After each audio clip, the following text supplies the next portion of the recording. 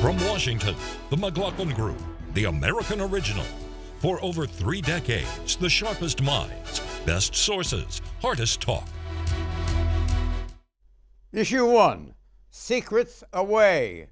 Around the world, around the clock, in defense of all we hold dear back home, America's Navy. The U.S. Navy is the most powerful maritime force in history, and every day its skilled and dedicated personnel defend the nation. But the U.S. Navy has a problem. Enter Lieutenant Commander Edward Lynn. News broke that Mr. Lynn, a U.S. naval flight officer specializing in electronic signals intelligence, faces charges of adultery, prostitution, and providing classified intelligence to Taiwan and possibly also China. But this scandal is only the tip of the iceberg, because in 2016, the Navy remains roiled by the so-called Fat Leonard scandal, in which a number of senior officers have been charged for accepting kickbacks from a private maritime supply contractor. And note this oddity. A possible target of investigators, current Director of Naval Intelligence, Vice Admiral Ted Branch, has had his security suspended since late 2013. Question, is the Navy in crisis, Pat Buchanan? I would say no, John, but it is under great stress, and the reason is we had just about a 600-ship Navy under Ronald Reagan. It's about half that size, and after the Cold War, we now have the Baltic Sea and the Black Sea and the South China Sea, and all these places to police by the U.S. Navy. And the challenges to it from both China and Russia are growing dramatically. And secondly, even with countries like Iran, anti-ship weapons, anti-ship missiles are very sophisticated, are being developed. For example, some could be in the South China Sea, which represent a real threat to our aircraft carriers. So in terms of strength, the United States Navy is the most powerful on Earth, but in relative terms, other nations are growing in strength. Why? Go ahead, Ellen. I wouldn't use the word crisis, and I think the U.S. Navy still dwarfs the capacity of any other Navy force in the world. And okay, it's not good when you find a spy, a potential spy in your ranks, and that's being investigated, and they're being very quiet about it, so we don't know how far that goes. But the Fat Leonard scandal is typical kickbacks. It's money, and I don't connect that with the strength of the Navy. So I say no, the Navy is not in crisis. Whoever the next president is, they're probably going to want to look at the capacity of our forces, but I don't think there's anything wrong with our Navy. So you don't think the Navy's underfunded? No. Well, I think the military is making the case that under the sequester budget that they're not getting enough money, but I would not single out the Navy. I think, again, the U.S. military dwarfs. I think we're bigger than the next 10 countries combined. This is not a problem. You know Robert Gates? I sure do. In his memoir, Duty, President Obama proposed to cut half the $1.2 trillion total cuts, and DOD represents 20% of the total budget. So he's lamenting that. Yeah. Go ahead. Well, I think he was the former defense secretary, I think. Yeah. They always want more. Eleanor, you don't remember Gates? I do remember him, yes. He served both President Bush and he's done President just about Obama. everything, hasn't he? Director of Central Intelligence, great patriot. I'm a big fan of Bob Gates. But Are you as much of a patriot as he was? I would like to think in my heart I am, but there's not a chance in the universe that I have. He has proven it by action. And I think he's one of the few people in this city, for example, who I think is just about respected by everyone. I think the problem with the Navy, though, that you have here is that where the Navy, for example, junior officers, has very strict requirements for qualifications. They have to study very, very hard, very intellectually rigorous, very well-trained crews that make it so proficient at the senior levels. And the best example there is Ted Branch, who's the head of Naval Intelligence. His security clearance has been suspended. He should not be in that role. That dishonors the Navy, I think, because it puts two different levels, one for the flag ranks, the admirals, and one for the junior officers or other people. There has to be consistency. But I do think in terms of where the US Army and Marines have evolved over through Afghanistan and Iraq in terms of reforming to deal with asymmetric threats, the Navy needs to do that as well. I think more focusing now probably on submarine force stuff because, as Pat says, those carriers, one missile from China, you got 5,000 dead American sailors. I'm waiting for the Navy crisis to be introduced into the presidential contest. Right. Then I'll begin to pay attention. I don't think that's going to happen. What I see as a problem, and a number of other people do too, I believe there have been 7 flag level officers named so far in this scandal, and nothing resembling discipline or punishment or whatever for any of them. And that means you've got a culture that just essentially tolerates corruption. And that's a danger. It doesn't sound like a crisis, but we don't know who else might be involved in this, and so much of a lid is on this right now. But I think if you don't show that you really care about cleaning up that sort of atmosphere that leads to people getting kickbacks and what's outright bribery in this case. When you're talking about the Navy, I mean, you talk about the largest expenditures in the next 7 or 8 countries put together, but half of that's pay and benefits. Secondarily, the United States is basically an island continent, so we have to have a Navy all the way across the other side of the Atlantic and the Persian Gulf and the other side of a 7,000-mile Pacific Ocean.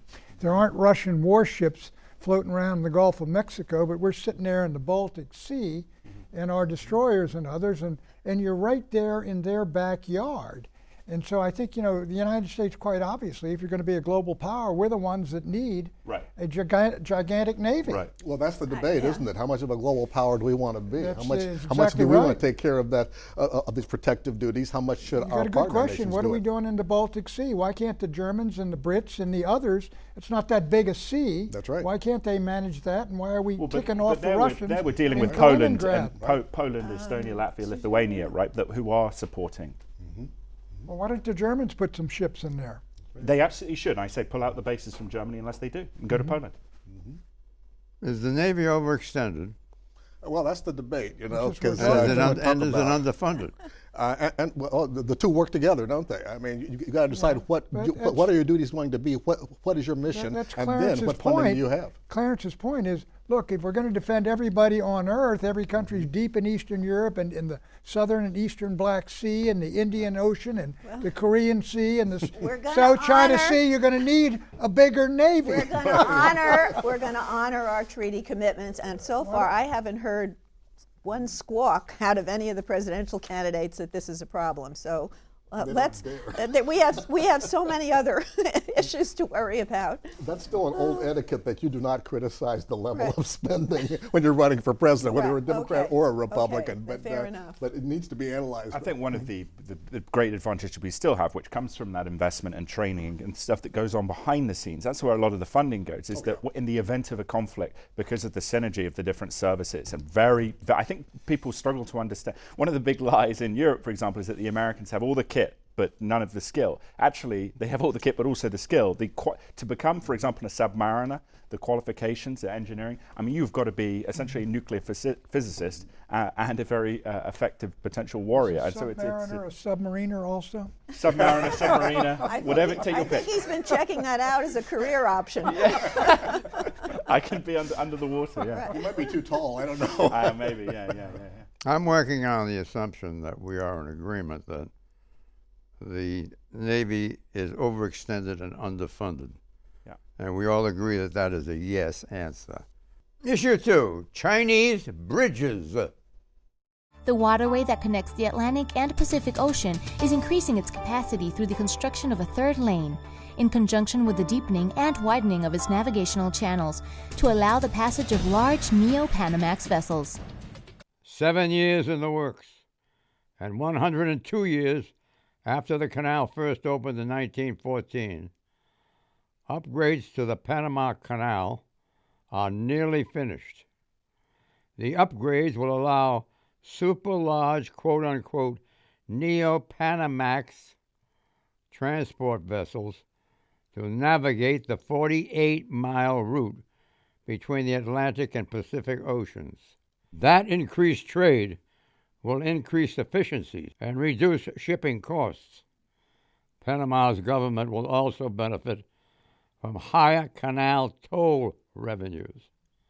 But note that later this year, construction will begin on a Chinese-funded Nicaraguan canal to compete with the Panama Canal.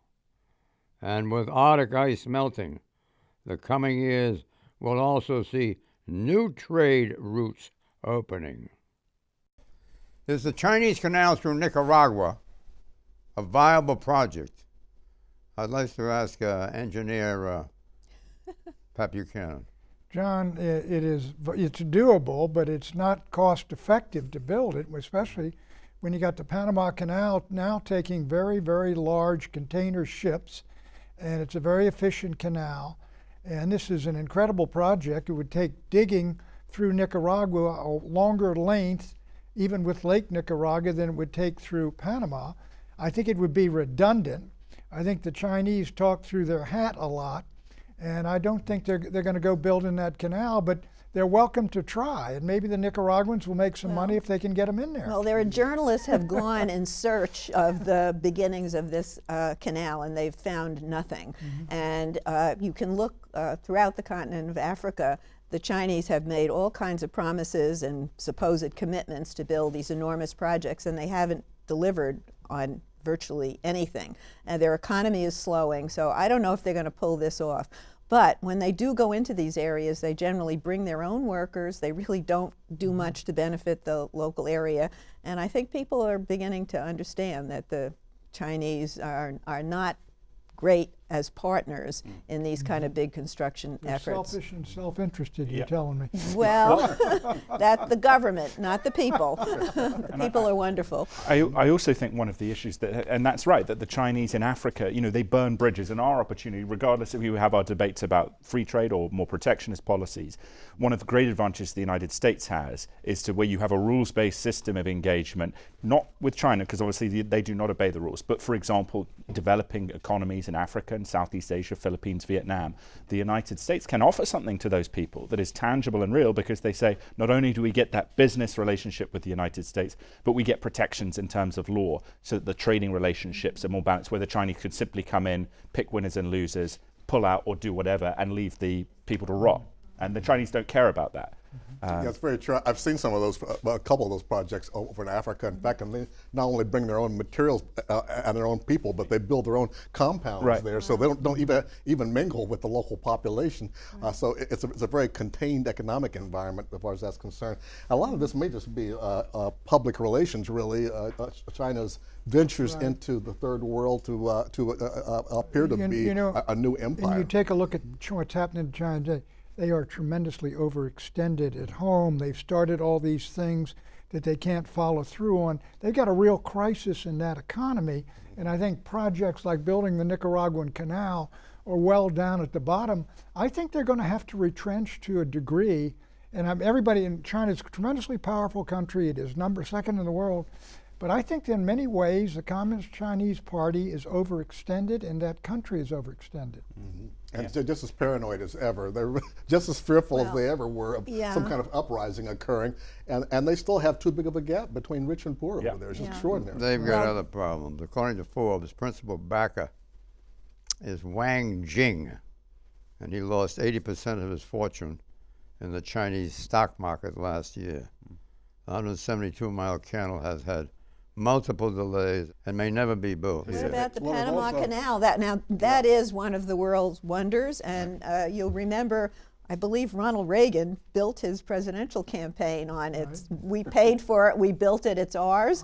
And Jimmy Carter, of course, had turned the Panama Canal, turned it back to the people there, and a lot of Democrats lost their seats in the Senate over that, but it was the right thing to do. Well, I was in that debate with Reagan. I was a second for Reagan when he debated Buckley, and George Will was Buckley's second, and we bought it. They used to say, we stole it fair and square.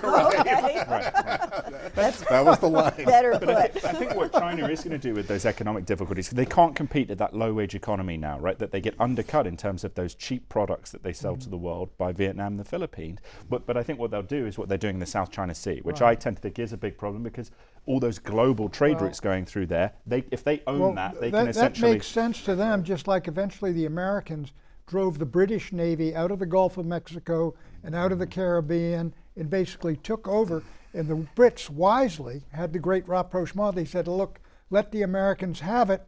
We're going to need the Americans for our problems in Europe that are coming up. It was brilliant diplomacy on the part of the British Empire from about 1900 to 1914. Right, but what about those countries in Southeast Asia that would become under Chinese dominion and the trading relationships we have with them that would affect American wallets? Look, I think the Chinese, if they want those islands and they're willing to fight for them, my guess is eventually they're going to go to the Chinese. So far, they're not willing to fight. Everybody's avoiding that kind of confrontation over there. Because we've given it to them. Right. Let's try this. Will climate change make the Northwest Passage a trade route? It already is. I mean, it's more and more. You can pass through there more and more months and weeks of the year now, and it is warming up. And the Russians are up there, and a lot of folks are going north of Canada, and it's an easy route from I guess from Europe to Asia. Yeah. Well, hold on, just to inform Pat, new research in geophysical research letters, 2015. That's the geophysical research letters. 2015 says Arctic ice will remain too thick for routine shipping for decades. Even then, icebergs will be problems. Picture the Titanic. So what do you think of that? No, I think that it is already, the Northwest Passage is being used more and more. There are problems attendant, and it's not all year round, all of it. But John, it is widening, and you can use it longer and longer. Yeah, the impact of climate change is being felt throughout the globe, and Pat may think it's a natural, maybe beneficial temporarily in some places, but it's going to create a lot of disruption. And we should point out that the Paris Accord was just signed recently at the UN. A number of nations coming together under the leadership of President Obama and the Chinese president, the two biggest emitters of greenhouse gases, really drove that treaty, and that's very good. Will technology like 3D printing reduce the need for shipping? What do you think of that? Well, I think what's in containers. It's hard to print. It's hard to print. That's what I thought. You can't get all those Toyotas. Big consumer goods, on a printing machine. But I do think what's interesting with these opening up of trade routes, whatever, it's the U.S. Navy we were just talking about. It's their opportunity again to say why they are relevant, and the question is how do they reform to be able to protect those routes? But it's not just about the South China Sea, for example, and this is the global responsibility thing. South China Sea to the Baltics to the Arctic. You see what's very interesting now is the level of military training exercises. The US just sent an attack sub up there to breach through the PR exercise, the Russians planting flags, Norwegians. Russians got their ships in Murmansk again. It's the great game again, isn't it? The 19th century has returned. Yeah. And their jets are buzzing our ships, which is troublesome too. Our ships are sitting there again in the Baltic Sea, near Kaliningrad. Right. What would we do if a Russian ship was sitting off Pensacola, Florida? You think some Navy guy might buzz that? Well, no, I don't think he will. I think we just sort of float around and wave at them. But they know the deterrence. Next the question, will Panama reap the economic benefits of broadening the canal? Yes or no? Well, undeniably, it's going to get some benefits, and frankly, I hope there are a lot. Yes. I think very big benefits. Yeah, and they're ahead of the game right now. Ironically, though, there's also reports about El Nino causing a slowdown in the expansion of the canal. There's another case where climate is having an impact. Yes, Arctic shipping is many decades away, if ever, and the Nicaraguan Canal is more a pipe dream than a project. The Panama and Suez canals remain vital to world shipping. Issue 3, Millennial Malaise. Offering a capital investment and removing the need to pay rent, home ownership is crucial for social mobility, but it's an ambition easier said than done. In a recent report, Andrew Wu of the Apartment List Company raises key concerns about millennial home ownership. Ownership by millennials, Mr. Wu explains, continues to decline each quarter. And across the nation, 37% of millennials have saved, get this, nothing for their first home purchase. But for the McLaughlin Group's millennial viewers seeking to buy a house, Jack, James, and Samantha, listen up. The most affordable city for a down payment is Detroit, Michigan. The most expensive city, San Francisco, where Apartment List calculates the average millennial renter needs 28 years to save enough for a 20% down payment on a property. Question, what can be done to make millennial home purchase more affordable? Pat Buchanan. Well, John, I think one of the problems you're addressing here first is that millennials, people who buy homes, used to be, when Clarence and I were younger, they're folks who are building families. They're bringing kids into the world, and they want to move into a community. A lot of the millennials are putting off marriage to an older age. They're enjoying the good life, if you will, of the cities. Gentrification is taking place. They prefer to rent and mobility and be able to move. They're not putting down roots the same way our generation did. It's a dramatic change, and it's one of the reasons, I think, and also with housing prices going up, it's quite obvious what is happening, you know. And there's another point here, which is kids coming out of college, and a lot of kids, they're not doing as well, moving up as well as we all seemed to do back in the 50s and early 60s when you got out of school. Well, there are a number of distinguishing features of the millennial generation. First of all, it's a huge generation, 80 million, the biggest, obviously, in history. And they have enormous student debt. So they come out of school, the ones who were fortunate enough to go to college, and they owe a lot of money. They're also not very acquisitive. They don't really see the value in owning a lot of different things, and so they want to be mobile. They may get around to buying houses at some point, but maybe the housing market ought to think about more affordable housing, more apartments in cities. I mean, that's how people want to live, and they want to live in walkable communities. The suburban house with the lawn and the red picket fence, that's not everybody's dream anymore. White, well, I have a red picket fence, so I guess that's why I call it red. The problem is the apartments are part of the problem. The apartment rent is so expensive. It's just incredible. Let's turn to a young person, though, and ask him, am I right? But look, I think one of the things is that you know, when I first came out, very lucky, and I still live there because the rent is so low because there's so many of us crammed in. But it allows, I would say that's something that millennials should do. Don't go to the nicer place. Go somewhere pretty unpleasant and just push through it, save some money, and then give yourself the chance to buy a property. But I would say one of the other things that I find troubling is, well, number one, what we could do, and for example, California, it's very hard to get construction permits, so it's hard to increase supply. That would help. We should reform that. But also, I think there is this trend in our society, unfortunately, towards wealth transfers away from young people. Obamacare is the best example, towards older citizens. And the problem with that is that obviously that drain is going to continue. And the final point I would say, yes, we do need to get an absolute grip on college tuition. But one of the things we should say to people is go and be a technical skills person, you know, learn a trade, plumbing. The Germans do this very, very well. What is and you might get a great income. What's the average age of today's first-time home buyer? Average age, first-time home buyer. That's my question. Since you're so knowledgeable, Rogan. I'm guessing early 30s. I don't know. I don't know. You don't know? Early 30s, mid-30s? I don't know, mid-30s, yeah. That'd be my guess. Mid-30s? Mid-30s. Yeah, that's what I would say as well. Mid-30s. I stole that from her. He stole At that from least me. mid-30s, yeah. What is it? It's not the right answer, though, I can Are you tell. talking about home buyers or apartment buyers? Or does that qualify? I assume but if it's it's anything. home in Well, the if you're suburbs, buying it's in the on 30s. contact, Nice, that clean counts. question. Expecting a nice, clean answer. What's the answer? 37. That's what I said. 3-0. 3-0. Well, that's Okay. not, I mean, for heaven's sakes, if you're buying an apartment or a That's house. that's got to be in the plenty of Midwest, time. though. That is not in the big Sure, cities. exactly. The average age of today's first-time home buyer, 30. Now, if you want to modify with Midwest, are we going to go to West and South and North and We're East Coast? qualifying it. Or city versus But that suburbs. means they're coming out of college and they're paying 8 years of rent. Is home ownership somebody still the else's- key to social mobility? Yes or no? Pat Buchanan. No, I don't think home. Well, look, social mobility. If you got it and you got a good job, you're going to have a good apartment and all the rest of it.